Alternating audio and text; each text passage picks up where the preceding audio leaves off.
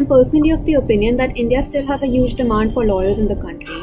In the past few years, there has been a significant increase in the pendency of cases. I think India is producing a lot more lawyers than it actually needs because the number of job opportunities and vacancies are limited. Yes, I agree that India is producing a lot more lawyers than it really requires. And there exists a possibility that with time, we lawyers might turn obsolete. Produce more lawyers with fresh perspectives that can solve the massive number of pending judiciary cases of the Indian population waiting for justice. India definitely doesn't need more lawyers. What they need is a better judicial system.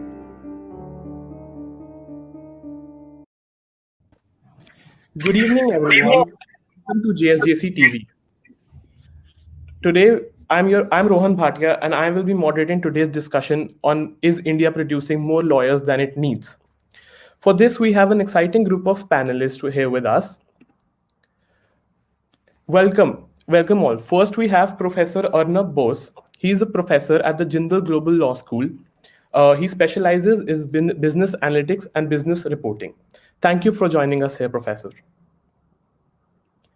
Next, we have Srishti Jain. She's a student at Jindal Global Law School. She'll be stepping out soon in the real world as a lawyer. Thank you, Srishti, for joining us. Last but not the least, we have Advocate Shivansh Malik. He started his practice at the District Court and now he's a lawyer with the High Court, Punjab and Haryana High Court. Thank you for joining us, Shivansh. Before I move into the questions, I would like to ask all of you for a broad opinion, for a broad stance on whether do you think if India is producing more lawyers than it needs. We'll start with Professor Arnab Bose. Okay, thanks. What I think is that, there's a particular argument which I have is that we need a lot of people, a lot of lawyers to do legal work for a lot of people, which is not happening at the moment. So we do need a lot of lawyers who will help out, say, just to give you an example, 80 to 90% of India's workforce is informal, okay? So we need laws, systems, processes, lawyers to help them draft their, just say, work contract. This is just one of the examples. Then you can take sector by sector. So we do need a lot of lawyering work. But what is happening is the price point or the processes for doing that legal work is not there. So it might seem that there are a lot of lawyers who are just running after too few jobs, whereas there's a huge market of opportunities which is being neglected.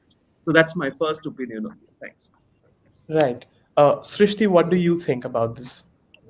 Yeah, if I want to say it from a student perspective, honestly, obviously, if we see there are, many law students currently, just even if I consider Jindal, there is a huge amount of students in Jindal as well for law school. So what I think is obviously the competition is increasing and, the opportunities in terms, basically, in internships also, if you see, that we have many opportunities but getting into one which you certainly desire or you require for your career perspective is very difficult nowadays because obviously the competition has increased and with increased population of students it becomes difficult for getting the exact what you require, and then in the career also then it becomes difficult. Right. Shivansh, moving on to you, what do you think about this? Quick answer to the question that you posed to me. I would say that no, India is not producing more lawyers than it needs. For several reasons. I will only try to justify one of the reasons because while I was a student, I used to believe that no, the profession has to a certain extent, not allowing people to actually join in, is actually a closed corridor within which a certain few people are enjoying the fruits of the profession. But I don't think that is the case any longer. I see the profession as an ever-growing profession in a country of over 1 billion people.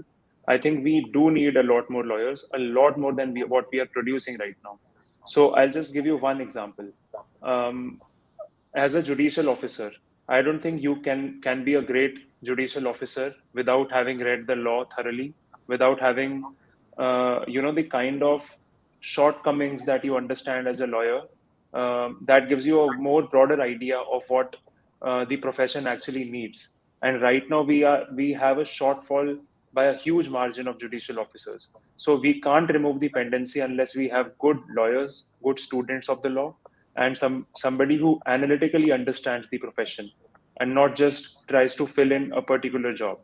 That's what I personally feel. Right. Professor Arnab, my first question is to you. Do you think in law colleges, through professors, there's a sense of giving the students an understanding of, the high number of students getting into law, and with that, the competition getting more intense in the field? Okay, so I've heard the other two speakers as well, and this is a very well argued. See, from a student's perspective, I understand that it seems that there are very few law firms or very few jobs which, from a student perspective, is what you want. But from, say, an end user of law, any citizen of this country will be an end user of law. You have myriad number of things where you want something and you don't have a lawyer. Okay, so for example, the other participant also said that, look, we need more judges, etc. So from an end user perspective, for example, this just happened. We need to transfer deed documents, okay, at the municipal level. You don't have a single person who understands at a particular level the municipal laws where the particular deed transfers, mutations required to happen. We don't have that. So, from an end user perspective, you say, okay, there are no lawyers. From the other side, a person who has just studied law, it seems that, okay, where are my opportunities? So I think there is a particular onus on us in academia as well and I think JGLS is doing that pretty well, but it's still small steps where we are trying to, for example, there is a requirement for lawyers and there are lawyers to essentially enable the lawyers to meet their requirement. So that is the fulfillment of one of the institutions is academia. So academia should do that, and hopefully we are doing this. And I think from the judicial and the other views, that is also being done. Yeah. Thank you, Professor. Shivansh, our next question is to you. You have been both a law student and a lawyer now. Do you think the need for lawyers is sometimes confused with the number of pending cases, or maybe the need for a better judicial system?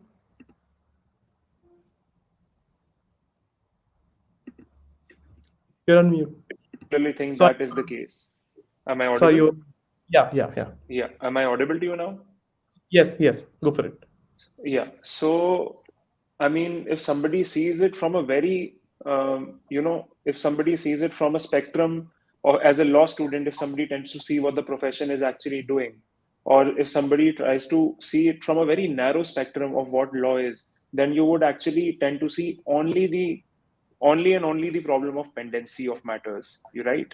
Pendency is only one point in case, right? Because that only pertains to litigation or somebody who is working in and around litigation. I am of the opinion that profession of a lawyer must be seen from a very broader perspective, and that this is something that I'm learning each and every day as a person who visits the court every day, as a person who is litigating to earn a bread for myself. I'm making a name for myself and earning a bread for myself in this profession. I realize that it is also my duty to understand as a lawyer when not to take the matter to the courts, right? So each and every time, whenever I have a client visit me, right, I also try and act as a bridge to, not only see the profession as an adversary, not see somebody, a party that is not in my office, not engaging me as an adversary, but to try and see if I can actually mediate and bridge the gap between the parties so that the matter actually does not reach to the point where you tend to, contribute towards the pendency of the cases, right? So as a lawyer, I also see as it to be my responsibility that I do not contribute unnecessarily or frivolously to that pendency.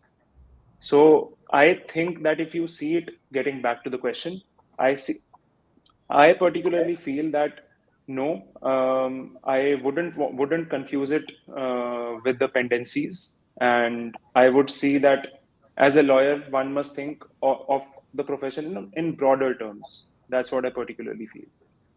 Right. Thank you. Srishti, my next question is to you. As a student, do you feel there are enough opportunities for internships or jobs to, cater to all the students that have been changing or, turning towards law now? Am I audible? Yes. Yeah. So to answer that question, firstly, I'll start with basically comparing the 3 years course and the 5 years course as well, because that is an important aspect.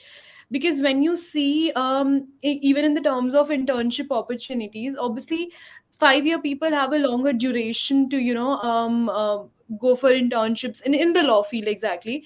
But when it comes to 3 years, they obviously are, they have to see the basically 0 day and apply for the job offers as well in their second year, and then obviously they have less experience compared to the people of 5 years.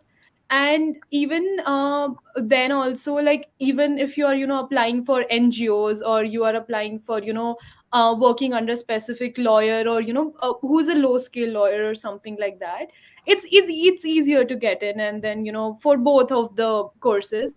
But when it comes to the point of when you want to work in the tier 1 firm, like if you want to pursue your career in some corporate field or something like that, then if you want to work into tier 1 firm, it becomes very challenging, because with the rise of moot court competitions, or the arbitration competition experiences the firms require, or even the publications which they require, and with the increase of number of students, obviously it becomes difficult to get the opportunity exactly the one you want, and get into tier 1 firm.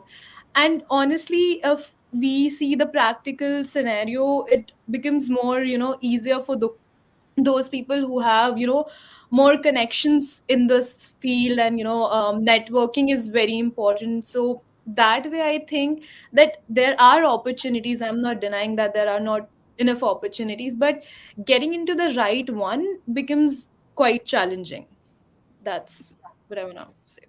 Right. Thank you. Just so that I know, I wanted to ask all of you this question. Do you think cinematic representations or TV shows play some kind of an influence, some kind of a role to influence the students towards law? We'll start with Professor Arnab Bose. Professor, you're on mute. Yes, say now. Okay. Yeah. So definitely, for me as an individual, I do get swayed by what is happening in TVs, in the kind of media which I watch. Okay. So it can be YouTube, etc. Now, for example, I'm now quite old to do a law degree, or maybe I'm not. I'm not too sure. But when I saw Suits, for example, okay, this is the first thing which I think in JGLS this is very popular. So that's the thing. And once you see Suits on Netflix or wherever, and you think that okay, this is the profession I want for myself. Okay, so yes, it is true. Also in Indian media, and I see law as a very important aspect which affects everyone. Okay, so and every day possibly. Okay, so I have to abide by the law. So this and media definitely does affect, and this is definitely true. Now, if there's a question that how does Professor, media I'll have okay, to cut I'll you. use I'll have to cut you because we have lack in time. it. Srishti, what do you think about this? Yeah. So, coming on to the point that Professor said of the Suits show, basically, I have actually many friends who said that they were influenced by Suits, and like I have practical examples who actually accepted that. So, obviously, media influences in that way. And then when it comes to the news part, when I say obviously the increasing, the crimes and the riots and the all those things that happened during this last 2 years of COVID and the pandemic, basically those actually for the people who want to fight for the rights, and who's things that who go to those riots and help out the people who needs that. So even for the farmers riots and everything, protest and all, so that brings somewhat a drive in few students to learn law and fight for their rights, and have that stand, have that power to uphold those things. So I think both the entertaining part of the media and the news part obviously affects your choice of career, and it definitely did mine as law. Thank you. Shivansh, what your opinion on this? You're on mute. Yeah, so I'm sure it does. In a society where we are consuming the entertainment daily, Suits is one of the better examples to give. But think about, the kind of movies, the kind of ways the courts are represented in Bollywood movies, for example. So that is also the way people perceive the profession to be.